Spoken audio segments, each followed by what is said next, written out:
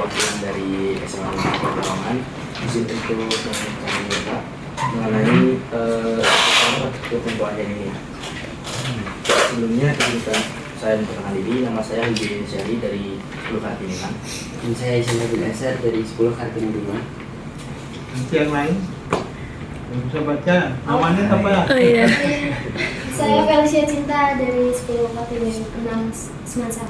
Saya Kita Aktidia Sakir dari 10 Kartini 5.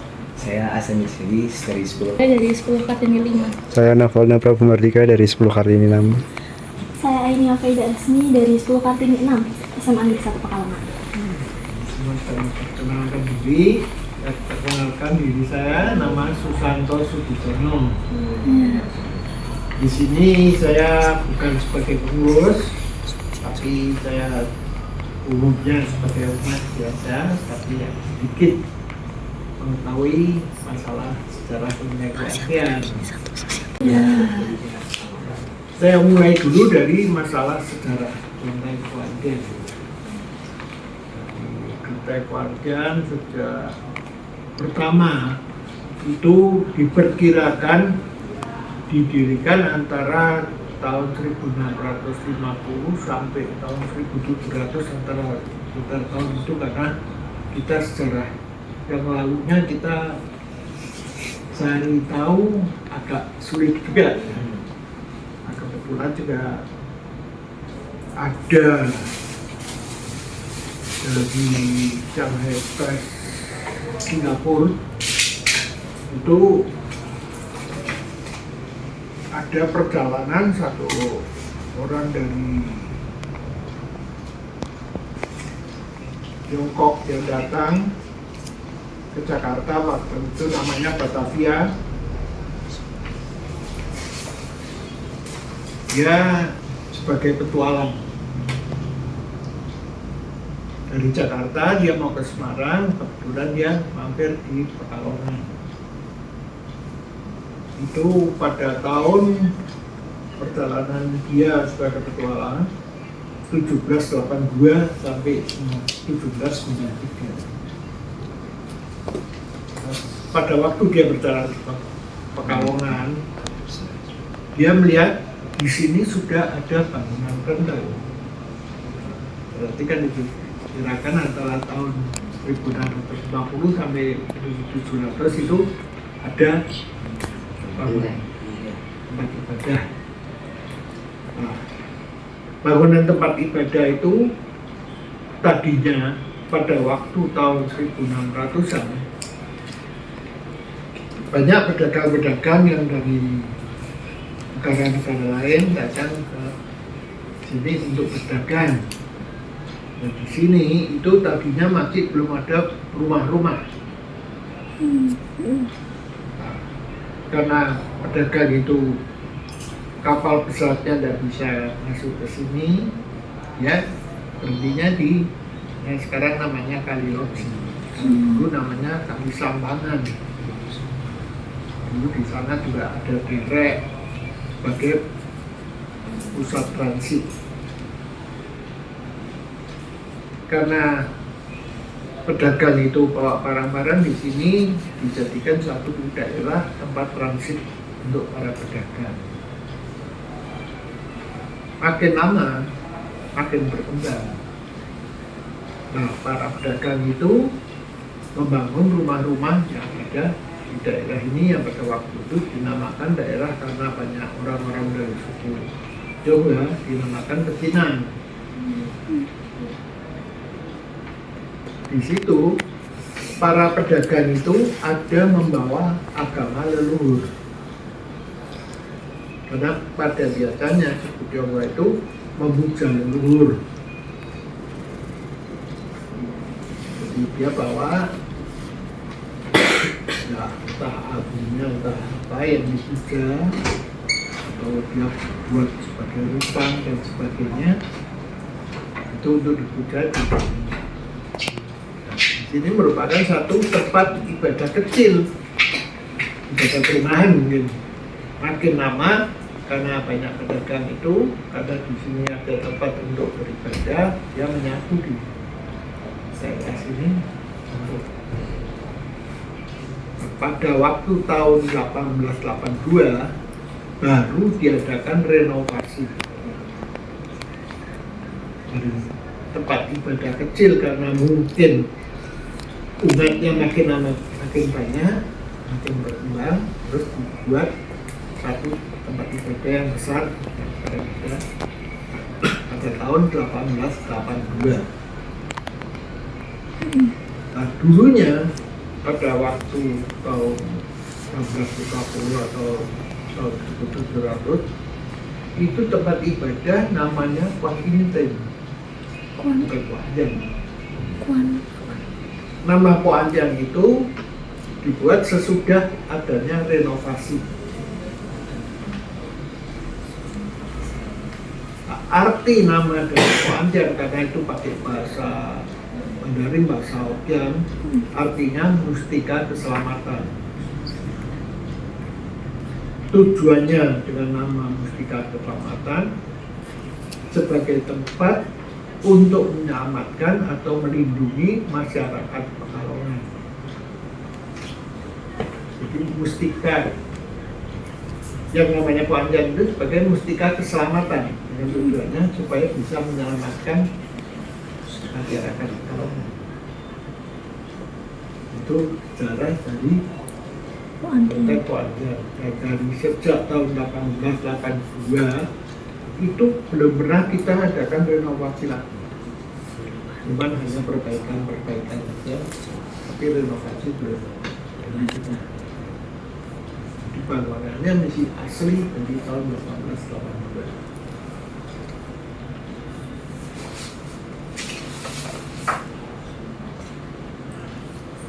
Jadi di sini ini ada makna dari Kuan Anjang itu mustika keselamatan. Iya. Yang artinya lebih mendalam sebagai mustika untuk menyelamatkan masyarakat Pekalongan.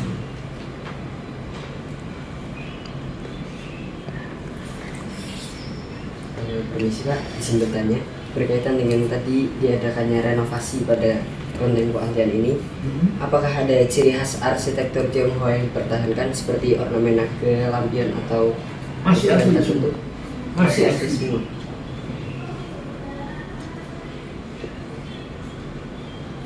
Jadi kelenteng ini dari tahun 1882 belum pernah direnovasi lagi.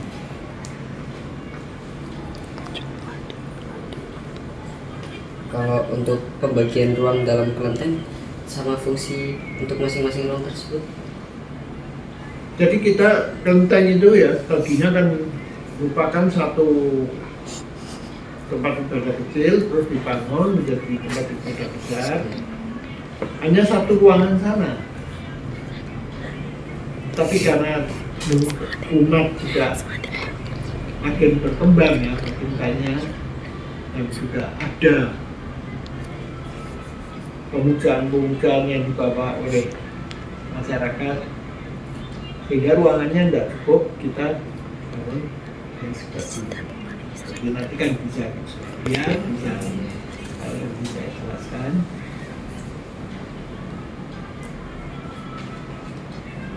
Permisi Pak, izin bertanya. Apakah setidaknya terdapat barang peninggalan dari zaman dahulu? Ya peninggalannya ya ada sebagian, tapi yang sebagian banyak yang hilang. Ya usah dulu, sekarang aja yang Joko Hari, Kupang dan Dewa-Dewa juga ada yang hilang. Karena nilai sejarahnya itu, jadi ada yang mungkin tangan jahil lah. Oh iya. Lalu tujuan utamanya pembangunan Kelenteng Kuan Anjang ini apa sih Pak? Pada masa awal berdirinya di Pekalongan. Ya itu, kan biasanya gini, kelenteng dibangun sebagai tempat pemujaan. Jadi masyarakat dari suku Jawa pada waktu itu kan mungkin belum ada tempat pemujaan, sehingga dia bawa leluhur, terus ada buat satu rumah yang untuk pemujaan, sehingga ya itu dengan tujuannya ya sebetulnya kelenteng itu dibangun untuk tujuan satu masalah melindungi, memberikan keselamatan. Karena hanya pada itu kalau kelenteng itu kan satu mengagungkan Tuhan, kedua memuja leluhur.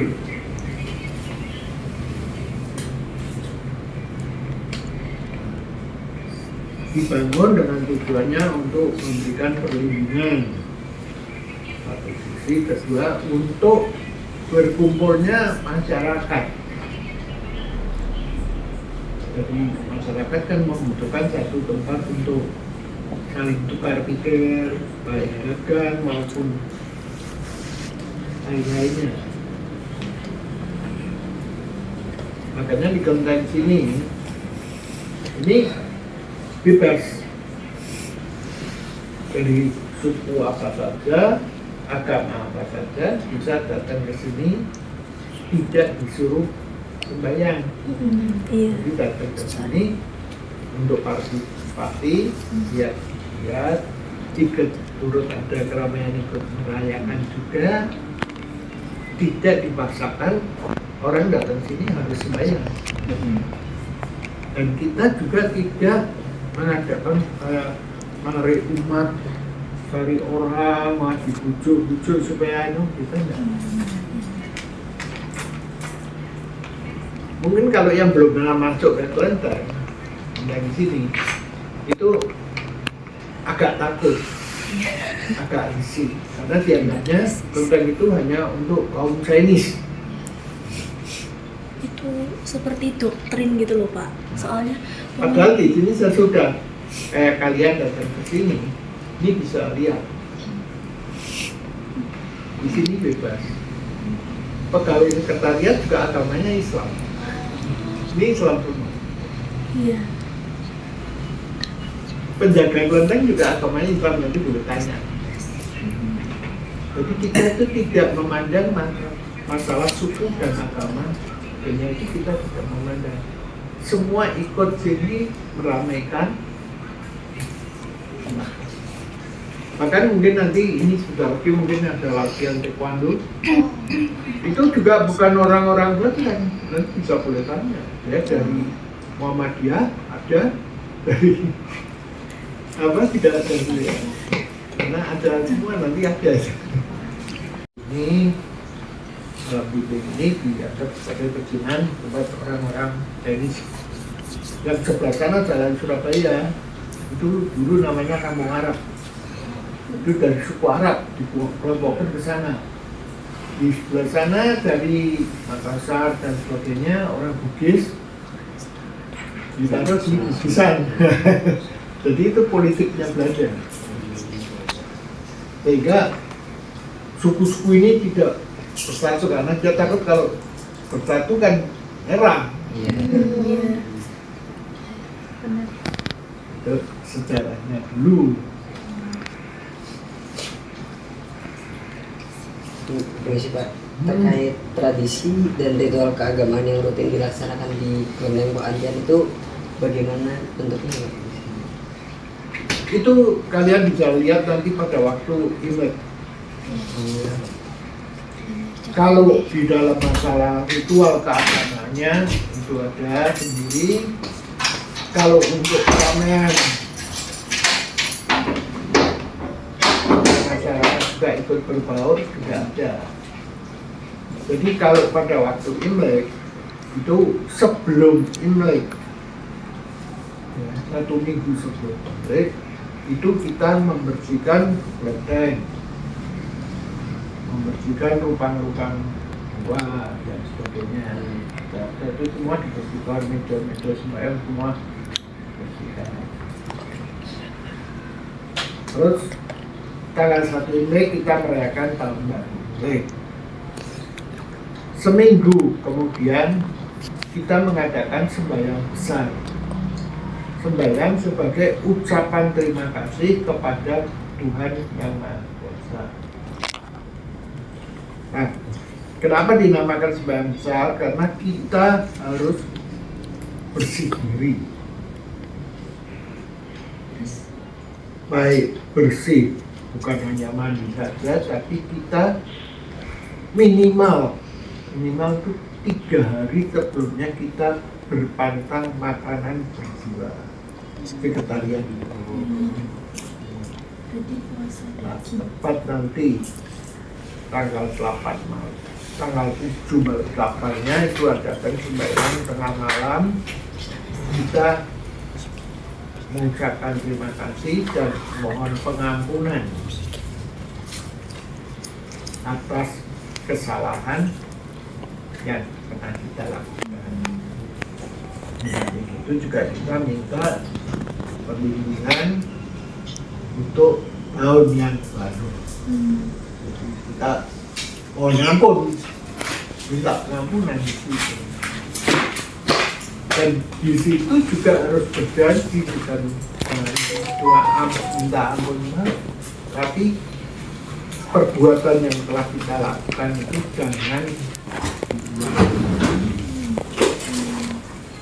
mungkin semua akan juga sama. Bisa izin bertanya, apakah konten ini bisa dijadikan sebagai tempat untuk akulturasi budaya? Bisa. Untuk contohnya sendiri bagaimana Pak? Contohnya ada waktu Cap Gomeh. Jadi sesudah tahun baru Imlek 15 hari kemudian kita mengadakan penutupan perayaan. Jadi tahun 16 dan tahun 16 ini itu harus bangun kerja lagi. Nah, pada waktu itu mengadakan perayaan penutupan kita mengadakan kirap dua dengan tujuannya supaya dewa-dewa itu kita bawa supaya bisa mengetahui masyarakat Pekalongan dan juga bisa memberikan perlindungan. Dan di dalam kirap itu kita ada macam-macam budaya-budaya yang kita masukkan, baik drum band dari Batang biasanya itu, terus ada kesenian kejawen, ada sintren, ada segala macam, kita hubungkan dari satu. Jadi untuk budaya bisa nyatu semua. Kalau terkait kirap Imlek dan Cap Gomeh tadi, sekiranya maknanya bagi masyarakat Pekalongan itu apa Pak? Ya maksudnya bagi masyarakat Pekalongan ada kita menyiapkan dewa supaya Pekalongan itu dalam keadaan aman, tentram, lancar dalam usaha. Makanya kita kirapkan nanti ada macam-macam dewa, dewa pertanian dan pengobatan, dewa dagang, dewa uang. Itu jadi kita kirapkan dengan tujuannya supaya Pekalongan itu bisa lebih baik. Ya.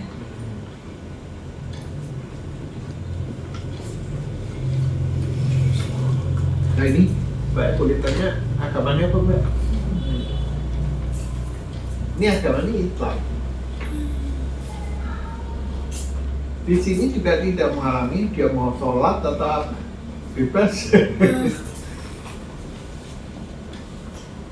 Makanya bisa kalian wawancara sendiri. Kalau saya yang ngomong kan mungkin dikira. Iya. Nanti kalian juga tanya-tanya, kok betah di sini sudah kerja berapa tahun? Sudah diformalin.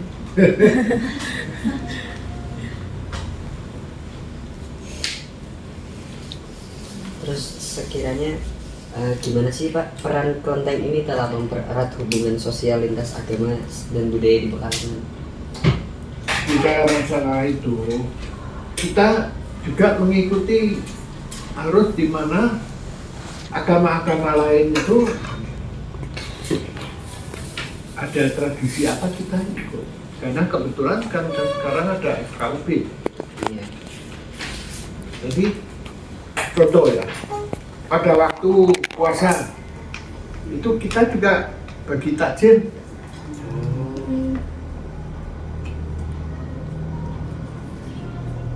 Jadi apa yang kita harus mengikuti?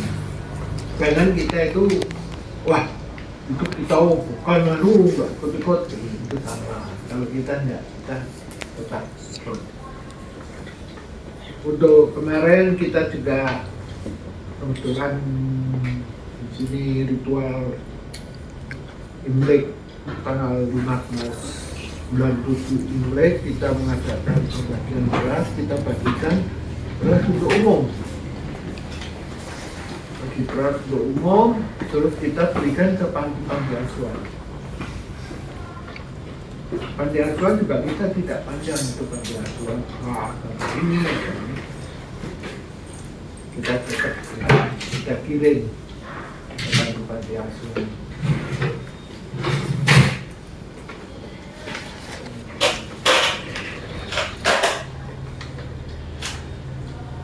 Lalu terkait upaya pelestarian, kira-kira apa saja sih langkah yang dilakukan pengurus dalam menjaga dan merawat bangunan pada kelenteng Pak Antian ini? Nah ini kalau dari pengurus itu kan selalu menjaga supaya bangunan kelenteng itu tidak rusak. Nah, makanya di sini kan kalau dilihat bangunan tahun 1882 kok sudah keramik, itu bukan direnovasi, cuman karena temboknya pada rontok supaya tidak rontok di langit. Jadi keramik itu bukan dari tahun 1882, cuman tiang-tiang itu masih asli pintu, dan